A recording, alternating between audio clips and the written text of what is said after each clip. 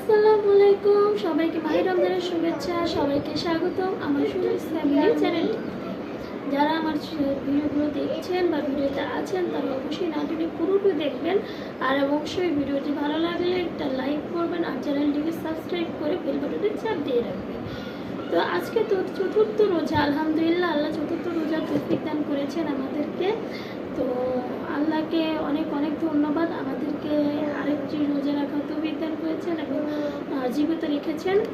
তো আজকে চতুর্থ রোজায় আমার যে প্রথম তিনটে রোজা গিয়েছে তেমন একটা মানে খারাপ লাগেনি, আসলে খারাপ লাগেনি, কিন্তু আজকে অনেক খারাপ লাগছে সকাল থেকেই। আমি জানি না হয়তো কারণে বা অন্য কোনো কারণে হতে পারে হচ্ছে না। তো ভেবেছি আজকে কিছুই রান্না করবো না, ইফতারও বানাবো না, কিন্তু হঠাৎ করে আমি আমার হাজব্যান্ডকে জিজ্ঞাসা করলাম কী করা যায়। তো বলে বাইরে থেকে তাহলে কিছু কিনে নিয়ে আসি। তো আমি ভাবলাম যে না, আজকে কিছু কেনার দরকার নেই, শুধু ছোলা মুড়ি এগুলো দিয়েই আমরা খাবো। তো ছোলাটাও কিনে নিয়ে আসতে হবে, কারণ আমি আজকে চতুর্থ রোজা এখন অবধি আমি কোনো ছোলা বা কিছুই বা ছোলা ভিজাইনি আজ এখন পর্যন্ত। তো চিন্তা করেছি যে কালকে ভিজাবো, তো আজকে তো আর ভিজানো হয়নি। তো 10-50 টাকা যাই হোক 10-20 টাকা কিনে নিয়ে এসে আপাতত মুড়ি মাখিয়ে খেয়ে ফেলবো ইনশাল্লাহ। তারপরে আমি বাইরে গিয়েছিলাম এই যে ডাঁটা শাক, যেহেতু কিছুই খেতে ভালো লাগতেছে না তাই ভাবলাম যে একটু শাক নিয়ে আসি। তো শাক নিয়ে আসলাম, শাক ভাজি করবো আজকে সেরির জন্য। আর দেখি কি করা যায়, আমার কিছুই ভালো লাগতেছে না, যদিও ঘরে আলহামদুলিল্লাহ মাছ আছে, ডিম আছে, মাংসটা শেষ হয়ে গেছে, গোস্তটা নেই, গোস্তটা শেষ। যদি মাছ শেষ কয়েকদিনের মধ্যে ইনশাল্লাহ ওটাও এসে যাবে। তো যা আছে আপাতত তাই করতে হবে। তো এই আমি শাক নিয়ে বসেছি, শাক বাঁচতেছি।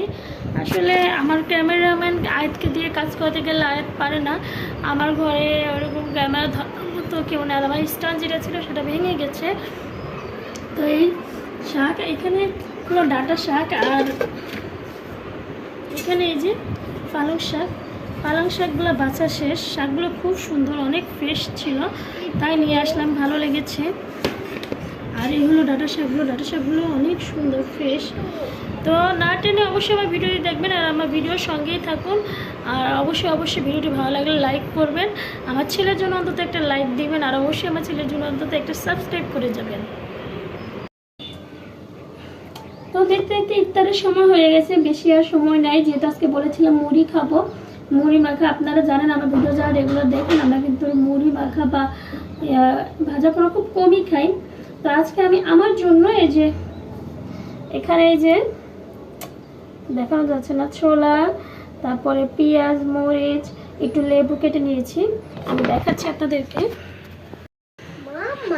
এই যে এখানে একটু এই যে মরিচ নিয়েছি, একটু বিলিতি ধনিয়া পাতা, একটু পেঁয়াজ নিয়েছি, লেবু নিয়েছি, ছোলা নিয়েছি, আর এখানে হলো এই যে বেগুনির চপ আর হলো আলুর চপ নিয়েছি।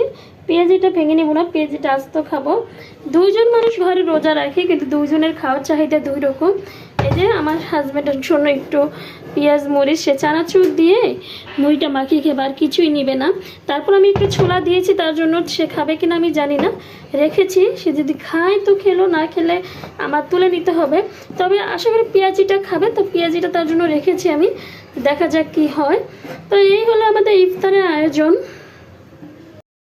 তো এই হলো ইফতারের আয়োজন, আমরা খুব বেশি কিছু করি না, কেননা খেতে পারবো না, দুজন মানুষ, আমার বাচ্চা তো রোজা রাখে না, সে আমাদের সাথে যা খাওয়ার একটু খায়, সাথে লেবুর পানি করব।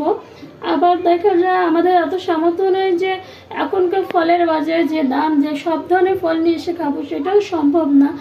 যেটুকু পারি আল্লাহর রহমতে, আল্লাহ যতটুকু দেয় বরকতে রিজিকে ততটুকুই আলহামদুলিল্লাহ অনেক ভালো খাওয়ান, অনেক ভালো আছি। তো আজকের ভিডিওটি এই পর্যন্ত। যারা আমার সঙ্গে আছেন ভিডিওতে চ্যানেলগুলো দেখেন তো অবশ্যই সাবস্ক্রাইব করেন, যারা এখন পর্যন্ত সাবস্ক্রাইব করেছে তাদেরকে ধন্যবাদ, যারা করেননি তাদেরকে বলবো অবশ্যই আমার চ্যানেলটিকে সাবস্ক্রাইব করবেন আর বেল বাটনে চাপ দিয়ে রাখবেন, আমার সাথেই থাকবেন আর আমি আপনাদের সাথেই আছি। তো সবাই ভালো থাকবেন, যার যার জায়গা থেকে নিজেদের যত্ন রাখবেন, বাচ্চাদেরকে দেখে রাখবেন। আল্লাহ হাফেজ, আসসালামু আলাইকুম।